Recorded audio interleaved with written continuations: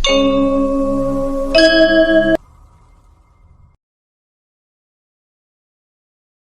तो है भोले बाबा भंडारी, तीनों लोकों में है जो त्रिशूल धारी। भक्तों पर है जो असीम कृपाधारी, वो तो है शिव शंकर सबके पालनहारी। सच्चे मन से करे जो शिव आराधना, हर लेते हैं वो उनकी पीड़ा सारी। इसलिए करते रहे उनका ध्यान और वंदन बारी बारी। आइए वीडियो को शुरू करते हैं। इससे पहले कि हम आगे बढ़ें, अगर आप हमारे चैनल पर नए हैं तो प्लीज़ चैनल को लाइक एंड सब्सक्राइब ज़रूर कर दीजिएगा और कमेंट में हर हर महादेव लिखना ना भूलिएगा। भोलेनाथ आपकी हर इच्छा पूरी करेंगे। महादेव कहते हैं कभी कभी नए सिरे से शुरुआत करने के मूल्य को समझने के लिए टूटना पड़ता है। परिवर्तन की यात्रा को अपनाएं। जब ऐसा महसूस होता है कि आपकी दुनिया बिखर रही है तो समझ लीजिए आपके जीवन में कुछ बेहतर प्रवेश के लिए जगह खाली हो रहा है।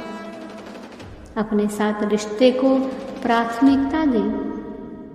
कभी कभी पुरानी आदतों को तोड़ना खुद के साथ अपने रिश्ते को मजबूत करना है।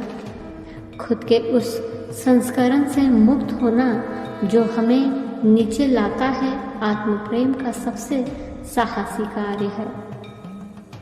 महादेव कहते हैं जीवन अपनी सभी जटिलताओं में अक्सर आपको ऐसे क्षणों में ले जा सकता है जहां ऐसा लग सकता है जैसे आपकी आंखों के सामने सब कुछ गायब हो रहा है।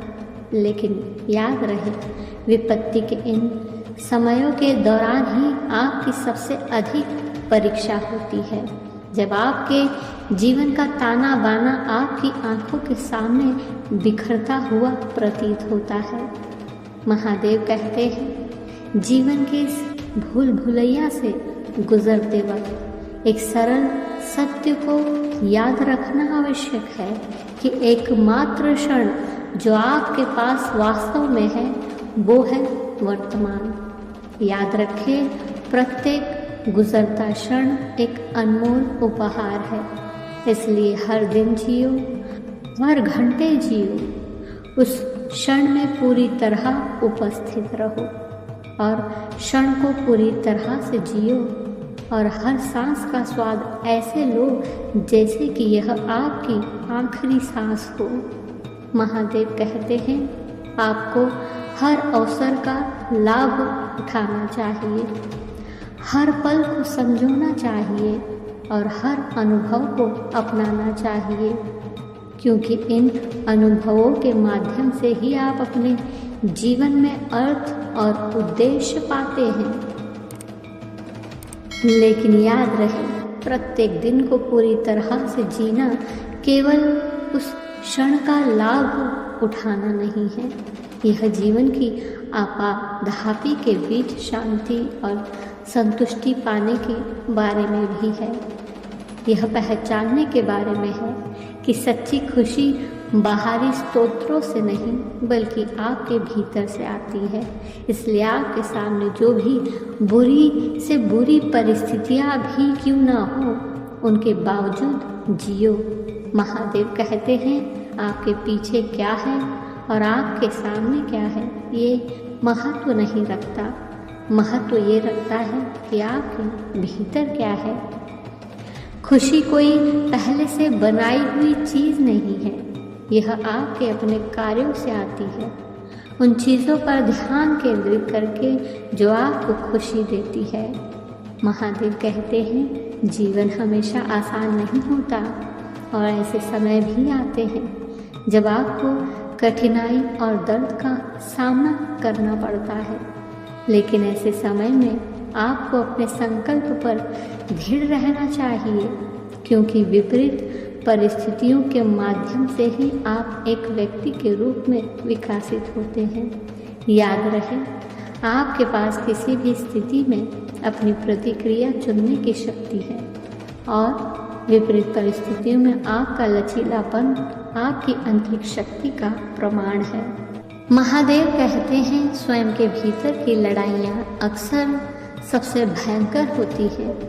इसलिए सबसे घातक लड़ाइयाँ अक्सर भीतर ही लड़ी जाती है, क्योंकि यह आपकी अपनी आत्मा की गहराई में लड़ी जाती है, जहाँ अंधकार और प्रकाश टकराते हैं, जहाँ शब्द उथल पुथल को व्यक्त करने में विफल होते हैं और समझ से परे होते हैं। जब कोई व्यक्ति अंदर से टूट जाता है तो हर बाहरी खुशी उसे केवल हंसा सकती है, लेकिन वह भीतर से खुश नहीं कर सकती।